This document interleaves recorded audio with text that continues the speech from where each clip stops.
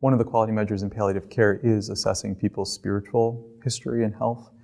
So it's very broad, not specifically like religious, right? But truly their spiritual life and values, because it really does impact the decisions that they make. And that's one of the things we try to do in palliative care, of course, is help people make decisions that are right for them.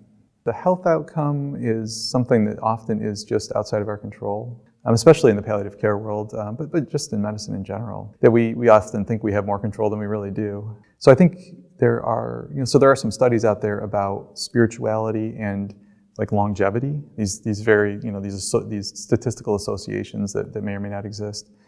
But aside from that, I think what I see is an improvement in coping, kind of in people's quality of life when they've dealt with those issues, if they have them, especially if they're suffering in that way. And that's where the worlds of truly psychology and spirituality really overlap. And is this person depressed, or are they truly suffering from something that happened to them in their religious realm? And really trying to pull that apart and figure out what is happening with that person can be a long path sometimes, but it's usually worth going down, I think. There are the patients who, when I sort of broach that topic of, what are you worried about? Some people are worried about what it's going to look like between now and the end of their life. Other people worry about what's going to happen right then. Am I going to suffer? And then other people worry, of course, about what's coming after, the bigger questions, if you will. And there are certainly people who say, look, I'm Christian or I'm whatever, and I have a very strong belief that I know where I'm going, and that God loves me. And that person, you kind of just have almost just put that aside and say, great, reinforce that.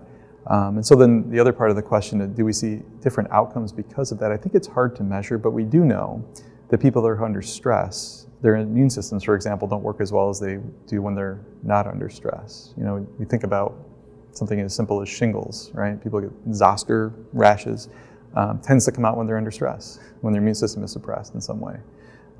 And so we know that there is that connection between, we think about this mind-body dichotomy, but the dichotomy doesn't exist, right? It's all very much integrated, and so we should be, and we strive to look at people as a whole in that way too. That if we attend to this psychological, spiritual suffering, that we actually probably are impacting their physical health as well.